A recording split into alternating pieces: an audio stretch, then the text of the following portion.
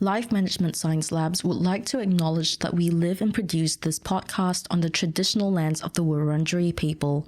We'd also like to acknowledge the traditional owners of the lands of our listeners and our international colleagues.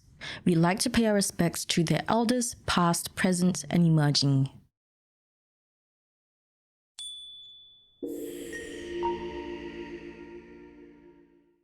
Hi, and welcome to Self-Improvement Atlas, the Personal Science Insights podcast produced by LMSL, the Life Management Science Labs.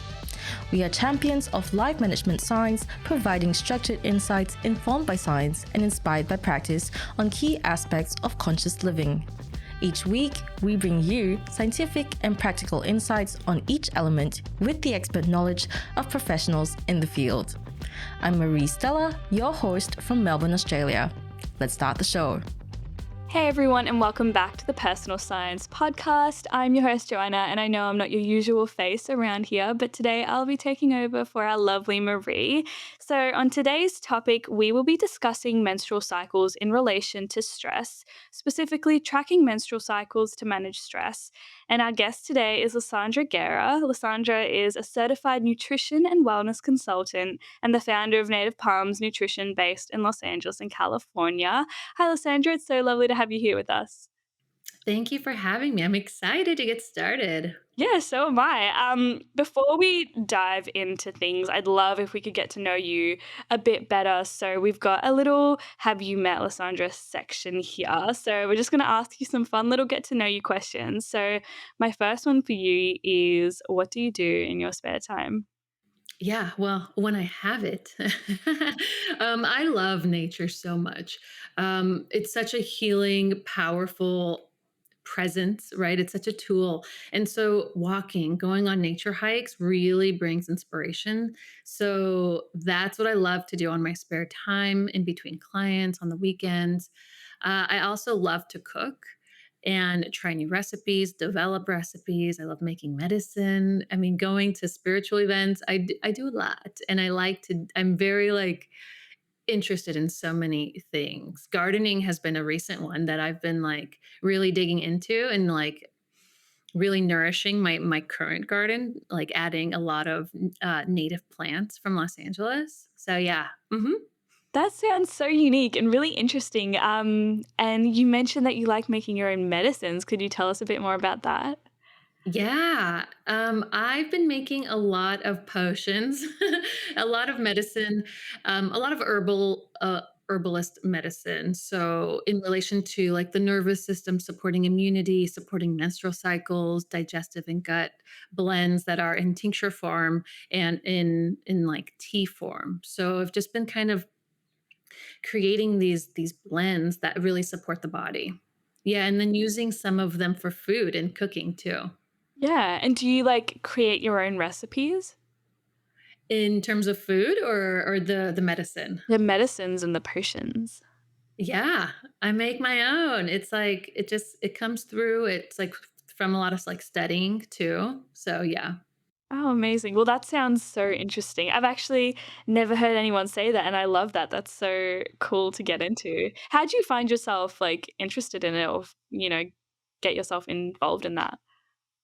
Well, it was a few years ago. I've always kind of integrated herbalism into my work with clients, and it wasn't until a few years ago when I actually went through a burnout, and I really needed to reconnect back to nature, and I wanted to study something that felt very connected to nature and earth and wasn't so heady. And so like logistical and informational, and I started studying herbalism, folk herbalism, and through that it started to grow so much. Like I loved the information and I really integrated it, and it really helped me get out of my burnout, and I saw the benefits of it, and so I started just making medicine. Great. I love that. Thanks for sharing that with us. I've got a few more questions here. So, do you read any books or do you have a favorite?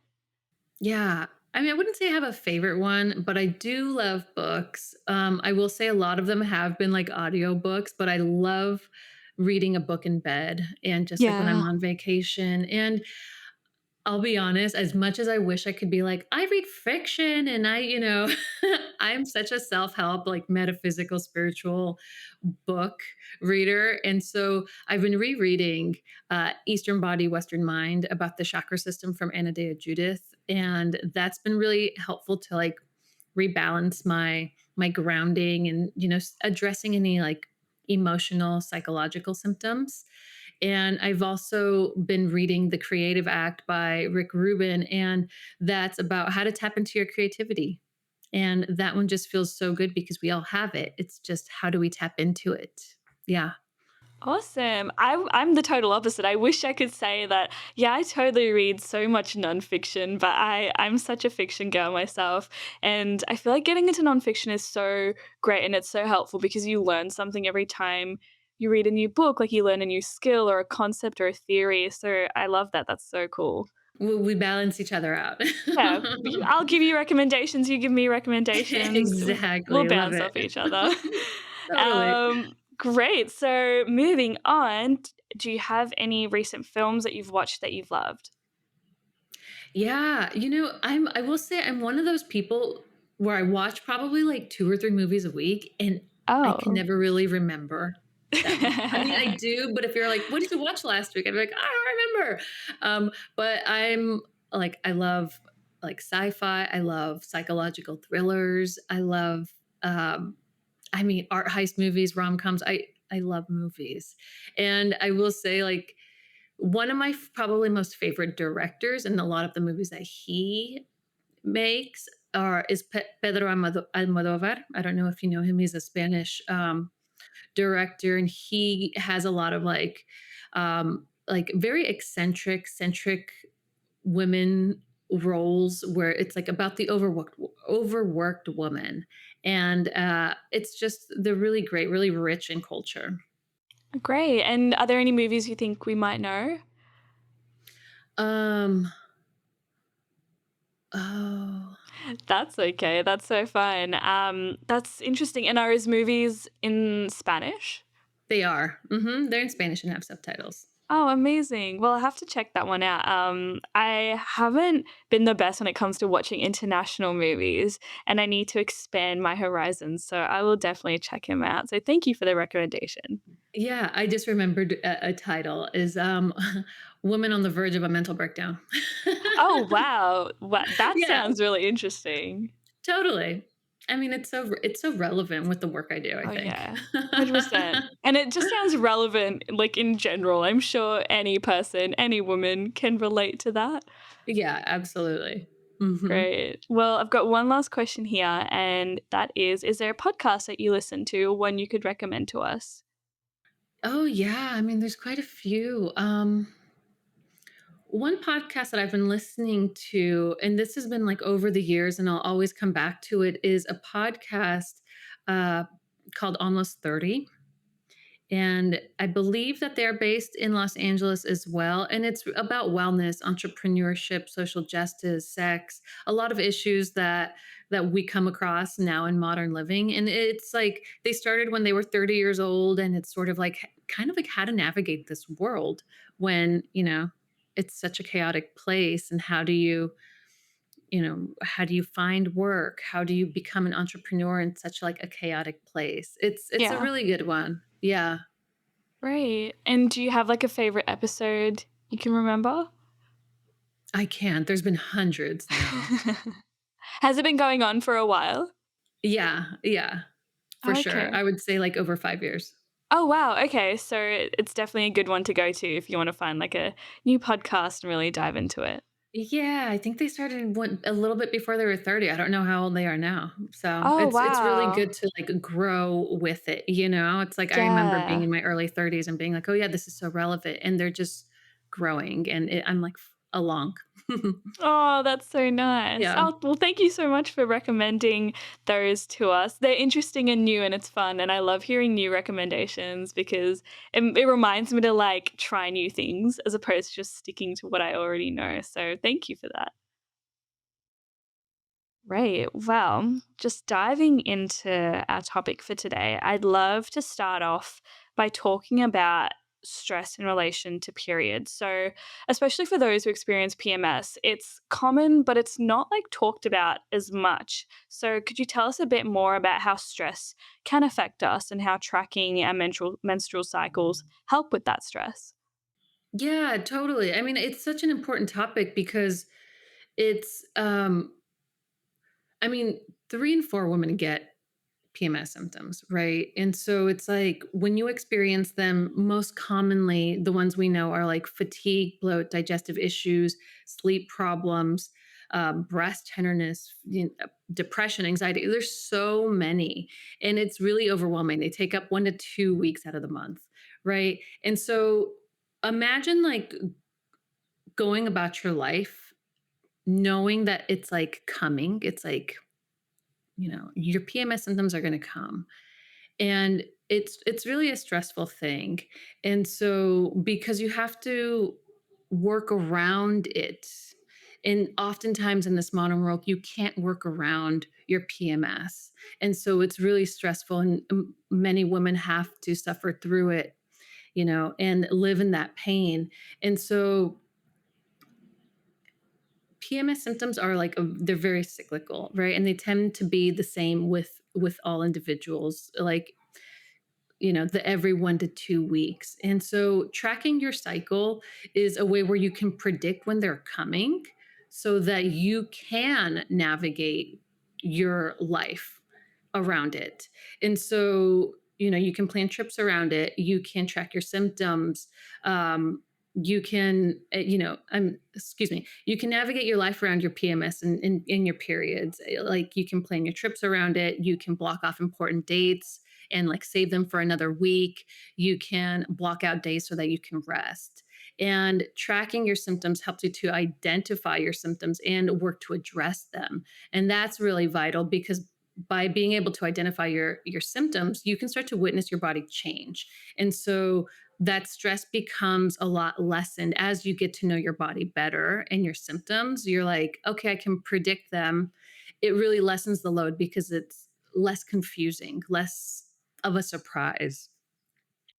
Yeah, definitely. And I think what's really interesting, like while you were talking, was this idea of like the stigma surrounding PMS. And it's kind of frustrating sometimes as like a woman to sort of think about the sort of ideas surrounding PMS and how people are like, oh, are you PMSing? Oh, are you on your period because we are experiencing these symptoms? And for a lot of women, it is painful and it is unbearable and it is really uncomfortable to go through that. But it's been turned into this sort of judgment that we put upon women when they are exhibiting symptoms. So, how do we deal with that stigma surrounding PMS?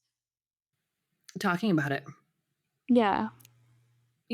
For centuries, and from the beginning, they have always been dirty. They were embarrassing. In many cultures, it was like go into the red tent and don't come out because you're going to like make the cheese go bad. It was such a negative thing to have that no one spoke about it. It was shameful. It was embarrassing. And so it was like a very hush hush thing. Oh, do you have a pad I can borrow?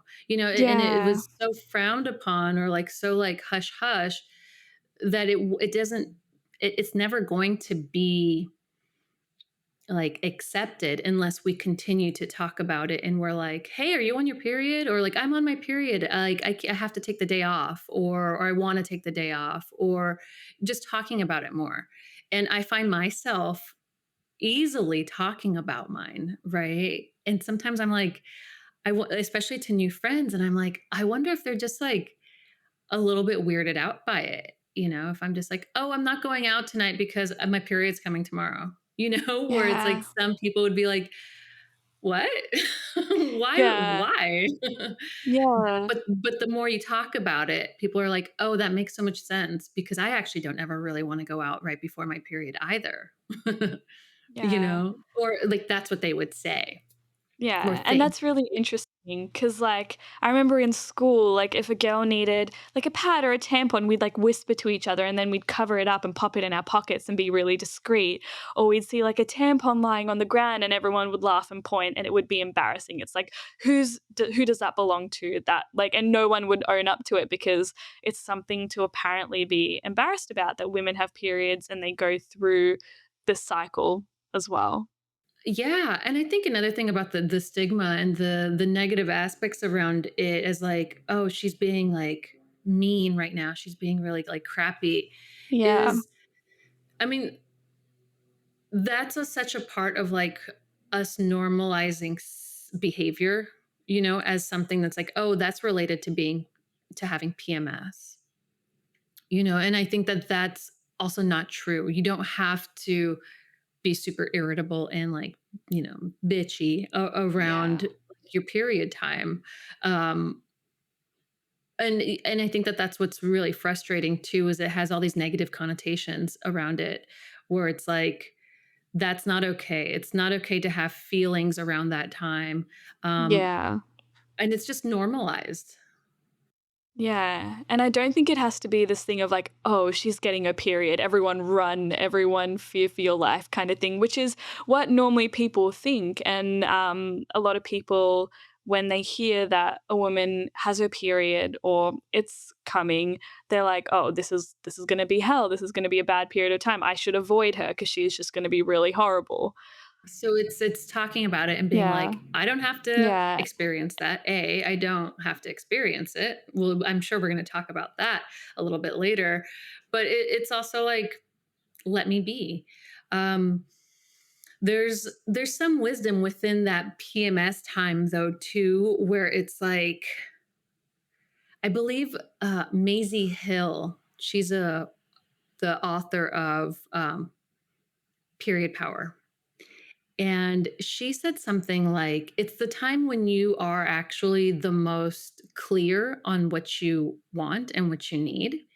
And so sometimes with that directness of being like, actually, you're making me upset, it really kind of offends people and like surprises them. And it can come off as, being mean. But instead, it's like, actually, that person has gained the clarity and is speaking her truth. yeah. And I'd love to talk about that. So, when someone is experiencing their period, what can they expect during that time in terms of emotions? And you said clarity as well. So, I'd love to dive into that a bit more. Yeah, what they experience during their period or PMS time. Let's go with during their period. And I'd love to differentiate between PMS and one's period as well. Yeah, and I'll talk about this because I had mentioned before how PMS has the symptoms of like there can be, and it's really common to have um, fatigue and bloat and sleep disorders and mood swings. Right? It's very common. And a misconception is that it is normal, but it's actually not normal. And I think that that Mm. is a big point that people have to understand, is that PMS isn't actually normal. It's a sign of an underlying hormonal imbalance. And that's very important because that gives you information that there is an imbalance that can be corrected, Yeah. instead of being like, oh, she's got PMS, you've got PMS. We all have PMS and it's normal. It's like Yeah. we weren't born to experience pain for 1 to 2 weeks out of the month. That's just Yeah. wrong. you know? It's Yeah. I like, agree. why would we have to be punished? Yeah. No, it's a sign of an underlying hormonal imbalance. And what that means too, so if there is higher estrogen levels during your PMS time when they should be lower, then you might have symptoms of anger, irritability, the bloat, Yeah. the um, the fatigue, Yeah. right? And that would be a sign of sadness. What happens during your PMS time is serotonin levels do dip naturally. And serotonin is the neurotransmitter that helps you to be happy. It's that pleasure chemical, but it naturally dips. And so if it naturally dips during your luteal phase, which is PMS time, then emotions become saddened. People tend to weep more, depression happens. Yeah. And so that's what's happening during PMS time. And I'll kind of, I'll, in quotes, PMS time during your luteal phase. During your luteal phase, estrogen levels should be going down and progesterone levels, the other main female sex hormone, should be rising. And that progesterone is a very calming hormone. Whereas estrogen is like full of life. I'm giving you energy and making you feel sexy and out there. Progesterone is the chill hormone that's like, no, it's time to like chill. And so that's why energy levels can feel a little bit more waned or you feel more inward, is because progesterone is peaking at that time. And so that's very natural. And that is what we want the body to do, is to have more progesterone during your luteal phase. And if your progesterone is imbalanced and it's either too high or too low, then you'll feel deep fatigue. You'll feel brain fog. Um, you'll feel water retention and you'll feel even more anxiety and restlessness. Um, does that make sense? Yeah, it definitely does. And I've noticed that on social media, especially on like Instagram and like TikTok and Reels, people are starting to normalize PMS and they're like, oh, you experience bloating? Here's what you can do. Do you think that that's the right approach to PMS, or should we be trying to raise more awareness for the fact that it's not actually normal and it's an imbalance with your hormones? Great. I think raising more of the fact that it's not normal and that it can be corrected with nutrition, it can be corrected with lifestyle factors. Um, and I wonder if they know that it's not normal, or if it's an easy hashtag, to like bring in the people. And that can be really helpful too. But it is kind of saying like, bloat is normal. So buy my product. You know what I'm Yeah. saying? When it's not Yeah. like, and hopefully that product does not only relieve symptoms of bloat, but also gets to the underlying imbalance. Yeah, and I think that's really interesting because me personally, like literally until today, I had no idea that PMS was not normal. I actually thought it was inherent to our menstrual cycles and it's just this normal thing. So I think it might be an issue of a lack of awareness amongst women and society in general. Yeah, absolutely. And I mean, that's basically it. It is for sure. And we go back to dates where it's like we haven't had much research done on the female body.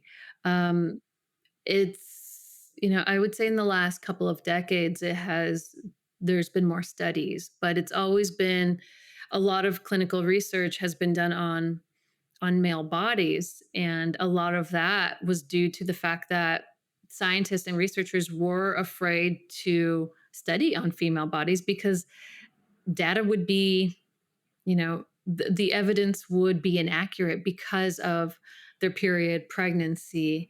And so it was almost like the easiest thing to do was to not study them. Yeah, exactly. And there's a sort of taboo surrounding periods and PMS and menstrual cycles. Like, don't speak of it, just let people go through it. If they want to talk to you about it, they'll talk to you about it. And in that way, we're not really learning as much as we should be about it. And it's not really an open topic to approach. Right. Right. Yeah. And I'd love to dive into like the essentials of what we need to track our cycles. Hmm. So, in terms of that, what are the essentials that we need in order to track our cycle and be better informed of like when is our PMS going to come and things like that? Yeah, I think a really good one to start is to get on a tracking app. And so when you're on a tracking app, even if you don't know when your period is coming, you can start to track your physical symptoms. And most apps these days are going to have physical symptoms, emotional symptoms. even discharge, like the cervical mucus and what that looks like. And that can be really helpful for the app to gain information on where you're at in your cycle because cervical mucus changes with hormonal fluctuations. And another thing that you can start tracking I mean, those were specifically to tracking apps. And I think that that's a good way to start. Yeah. Yeah. And would you say that they're quite accurate? I think they really can be. The more and more you use them, you're almost like training the app to get to know you more. And so again, it's like, especially if there is the opportunity to track your cervical discharge, and some of them are going to say things like, is it creamy? Is it dry? Is it stringy? Is it, you know, different variations of discharge will help the app, and it'll help you also know because when you're ovulating, your discharge is going to be a little bit creamier, a little bit stickier in texture. And that's a sign that you're in your ovulation phase. As you get drier, that's a sign that you're in your luteal phase. So that's leading up to your period. And so the more you start to understand these cues of like what's going on in your body because you're witnessing it, you're like, okay, I'm starting to not only rely on the app, which is, becoming more accurate because I'm like logging it, but I'm also starting to understand my body. Yeah, and that's starting to put the pieces together because when you understand when certain things are going to happen in your menstrual cycle, like you said earlier, you can plan better, and that would inherently help you with stress and managing that as well. When you know when things are going to happen, you can plan around it. Absolutely. Especially just tracking like the first day of your flow to the last day of your flow. Yeah. Again, the more and more you do it, the app is going to be like, oh, I'm predicting this cycle. And it'll soon be, at least for me, it has been pretty accurate. Yeah. A lot of my clients, I turn them on to apps and they're like, yes, it's starting to get me. It might take a couple of cycles for it to like recalibrate or like connect to you. But it does work. And again, it's like, okay, and this is perfect for travel or like big meetings where it's like, oh, I'm gonna get my period on June 5th. It's like maybe I won't set up that podcast interview on June 5th because I might Yeah. want to like need my brain or like I won't be that present, or energized. Yeah, it's Yeah. really helpful. Or travel. Yeah, definitely. And do you have any apps that you could recommend? Yeah, I have two really great ones. One is the Orchid app, and they're really great because they work with OBGYNs. Also, they've also started to create their own Diva cup, or Diva, their own menstrual cup. Yeah. And they're really great because they don't sell data. So they won't Okay. sell your data. And so it's really user friendly. It's great. And another app that's really amazing is MyFlow. And MyFlow is really awesome because again, it has all of the great essentials that you would need to like not only track your symptoms, but track where you are emotionally, even track like what Yeah. you've eaten. And you can order supplements from that app. Oh, amazing. And on the line of supplements, is there anything that you could recommend, or is supplement something that should be taken during your menstrual cycle at any point? It really depends. It really depends. And so if you have if you have, PMS symptoms, there are certain supplements that I would recommend that will help break down estrogen dominance or help break down estrogen, excess estrogen. And that can be really helpful in alleviating and preventing PMS symptoms over time. And so there's also certain herbs that would be really helpful to alleviate pain or to help balance hormones or even like induce a period. So it really depends on what the person is going through, and I work really individually with clients and supplementation so that I know what's best for them. Um, but I will say that the best, like in general, some of the supplements that I recommend that will like are safe for everybody is magnesium glycinate. Everyone should take magnesium glycinate. Magnesium glycinate supports hormone production, and it also supports your nervous system, your digestive system, your sleep.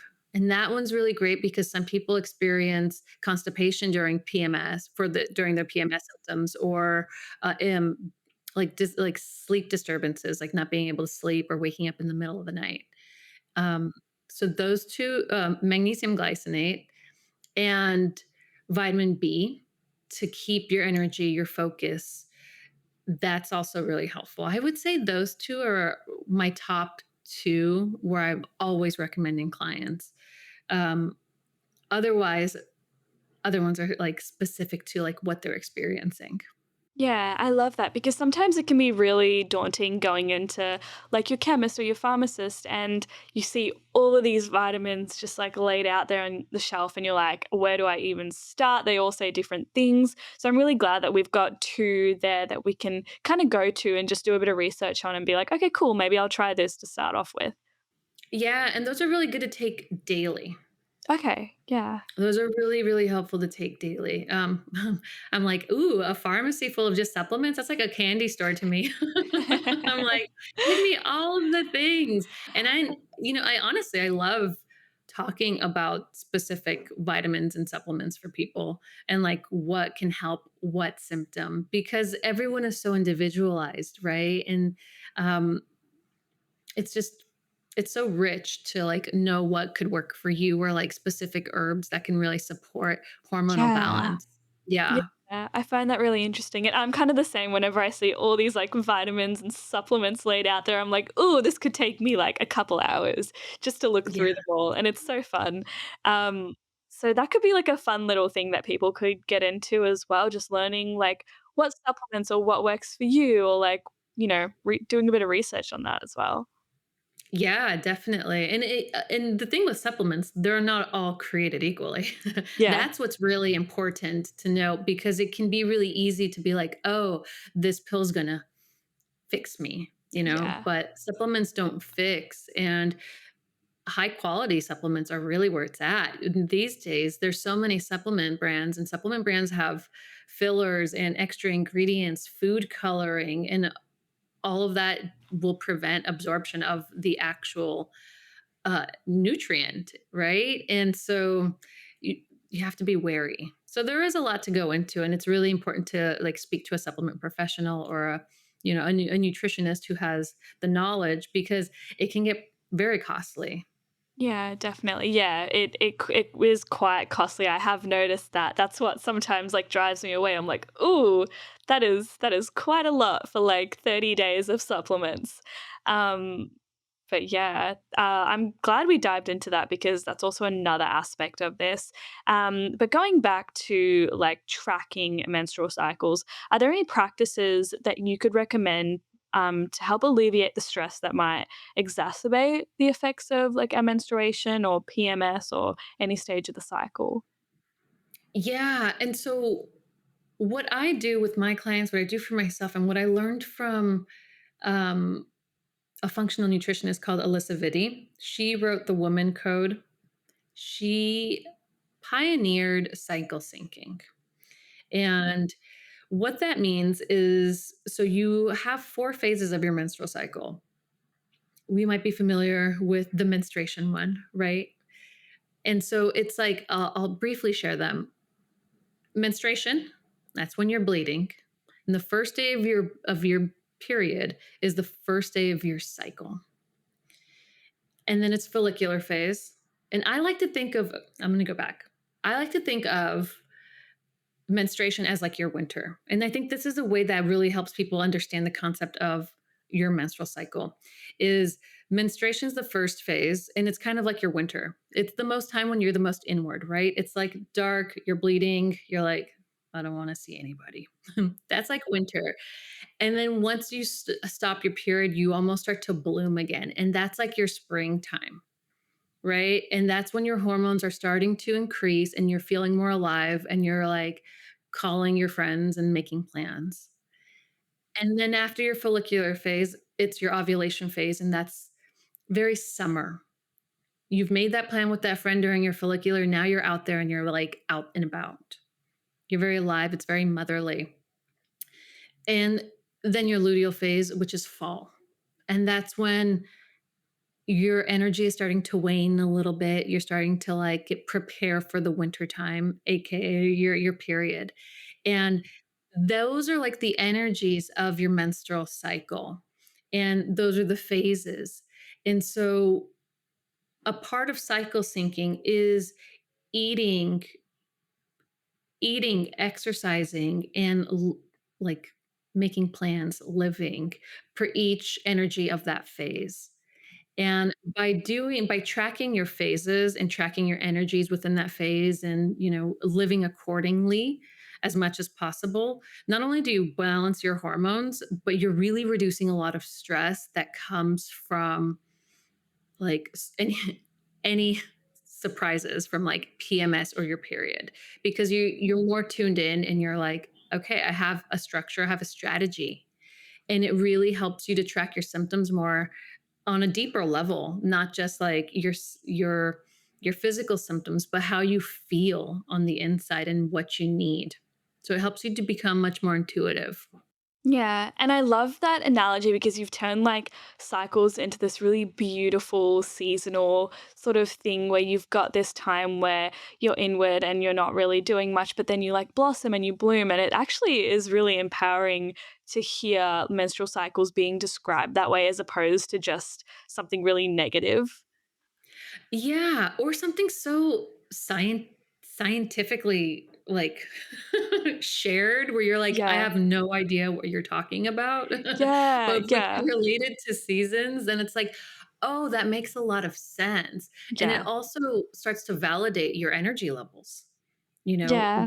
I think a misconception that we have is that we have just one kind of rhythm, and it's like the circadian 24-hour clock where we're like doing the same thing and we're the same way every single day, right? And Yeah. that's primarily like a male body can do that. It's like 24 hours, same routine. No shame, no diss on men, but it's like our cycle is about 28 days. And so our biological clock is 28 days. It's not 24 hours.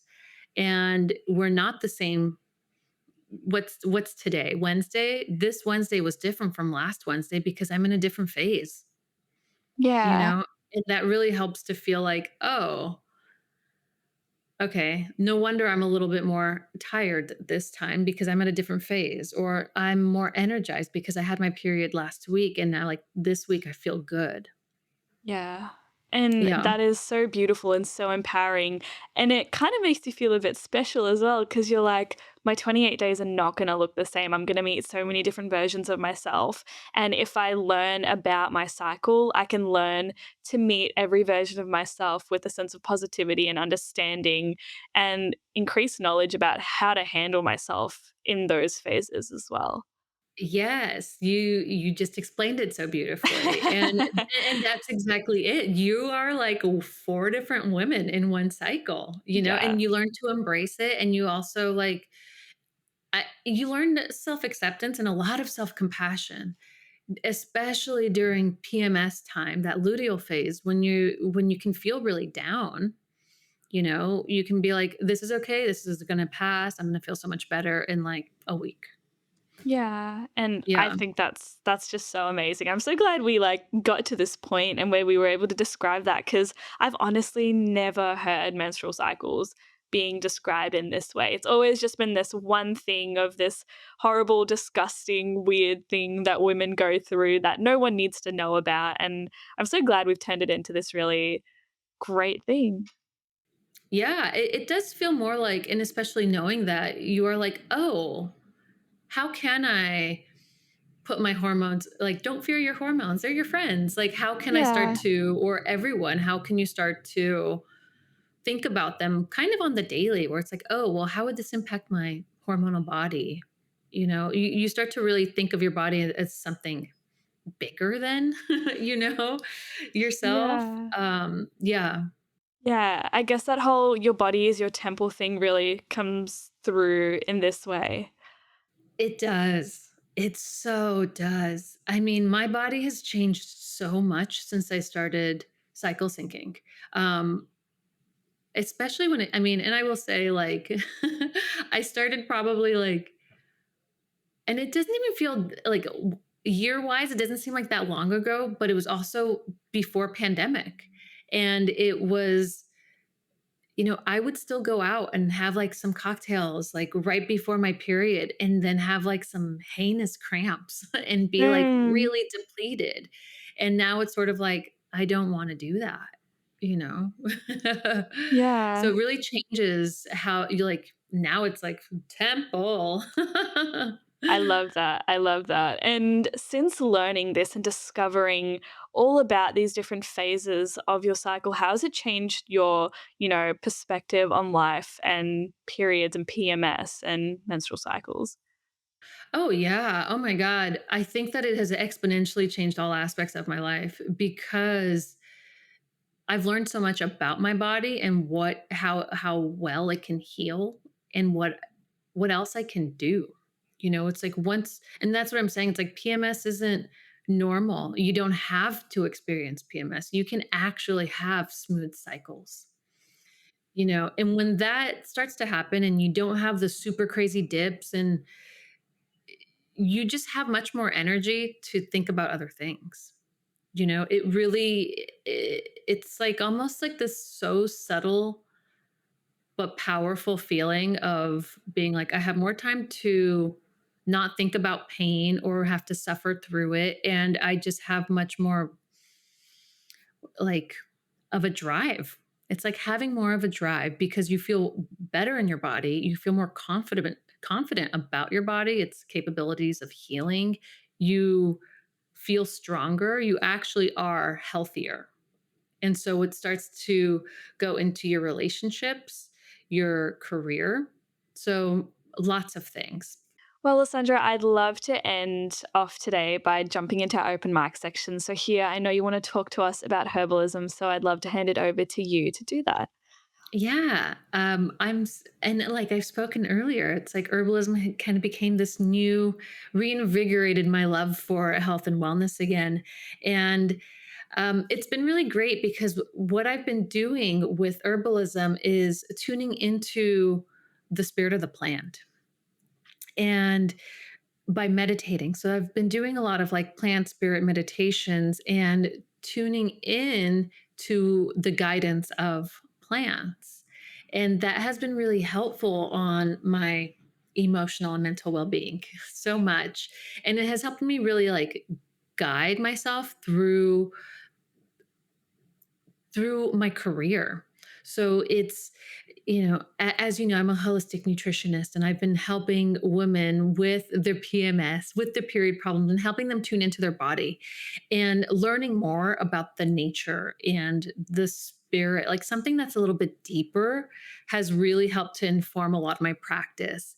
And one thing that I'm beginning is it's a 6-week course to help women um, get rid of PMS symptoms, help them with their underlying hormonal imbalances with the structure that we were talking about with cycle syncing. Yeah.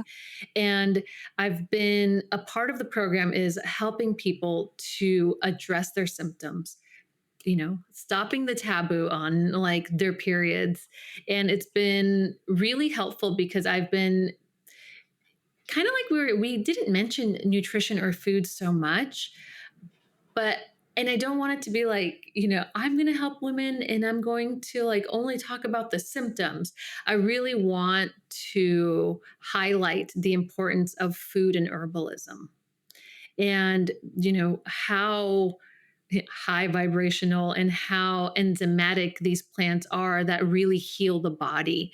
And so I'm incorporating a lot of cooking classes in my program and a lot of herbalism, like, maybe making an easy tea infusion and, um, a quick medicine made out of vinegar. So, really helping people to learn about the benefits of nutrition and herbalism in the process of healing their hormonal bodies.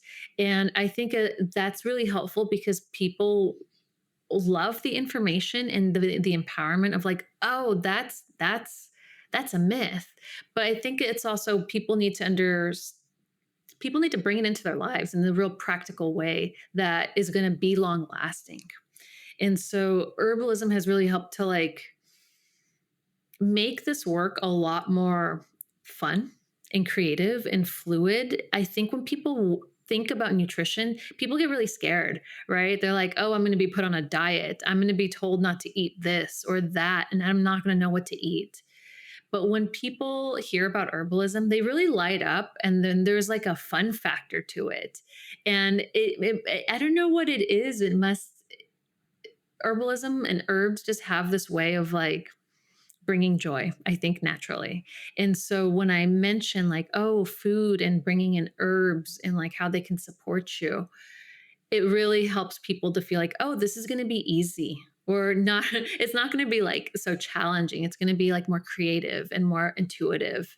And so I've been, like I've said earlier, I've been making medicine.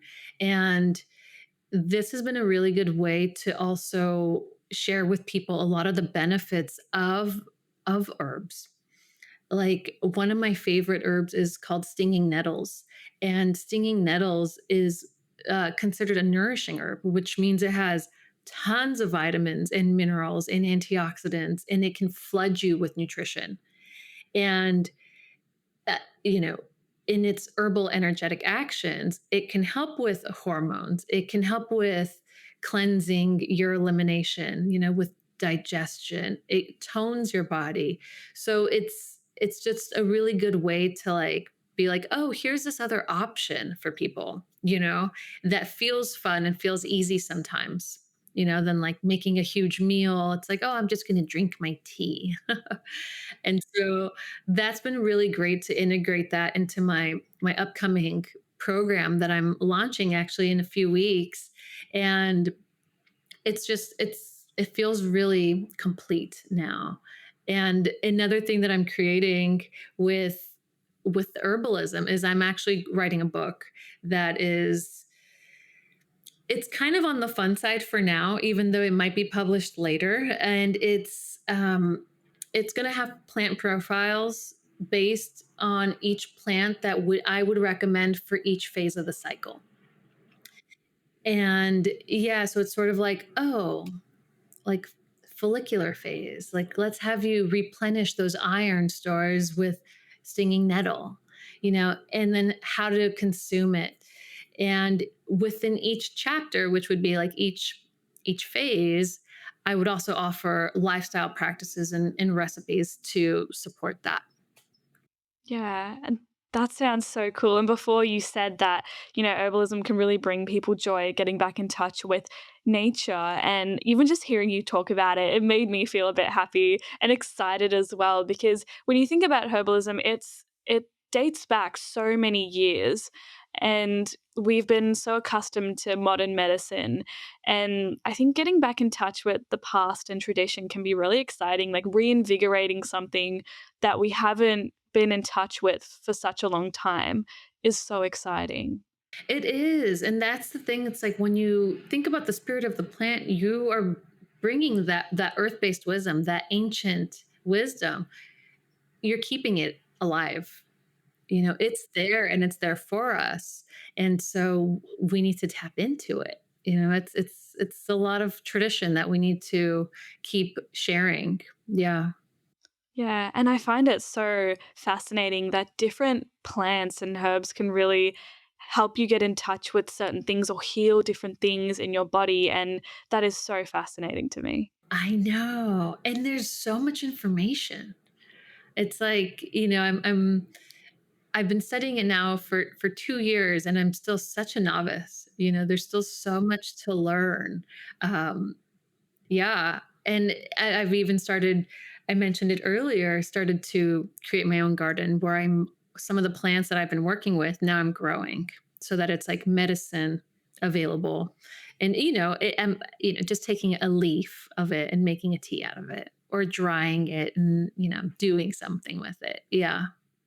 I love that. Well, you certainly inspired me to look into a new hobby, and I've literally just got it up on my laptop screen here, and I'm gonna definitely look into it. That it just sounds so fun. So, thank you so much, Lysandra, for coming on the show, sharing your insights, and also giving us so much to look forward to when it comes to our menstrual cycles and herbalism and just new things we can learn. Absolutely, my pleasure. It was so lovely to share and to break the taboo. I love that. I love that. Yeah. We've definitely done that here. So thank you so much. And for those of us who want to find out a bit more about you, where can we go? Yeah, you can download my hormone balancing starter kit, and that's going to help you with some recipes. I even have a pantry guide there to like know what to buy, and that's going to help you to start balancing your hormones. So going beneath just the symptoms. And you can find that on nativepalmsnutrition.com, or you can DM me on social media on Instagram, Lysandra_native palms, and I will send it right to you. Amazing. Thank you so much for tuning in. And for those of us watching, if you did miss that, don't worry. We've got all of Lysandra's details down below, and we'll see you guys next time. You've been listening to the Self-Improvement Atlas, the Personal Science Insights podcast produced by LMSL, the Life Management Science Labs. For more episodes like this from 10 different life management perspectives, search LMSL on YouTube, Apple Podcasts, Google Podcasts, and Spotify, or wherever you listen to podcasts so you can get updated on everything we have to offer. We have a wide range of topics readily available for you to check out. If you enjoyed this episode, please consider rating our show, sharing it, and subscribing to our channel, as it helps us grow and bring you more quality resources. More of our work can be found on our website at pe.lmsl.net, where you can join our movement. I'm Marie Stella. Thanks for tuning in.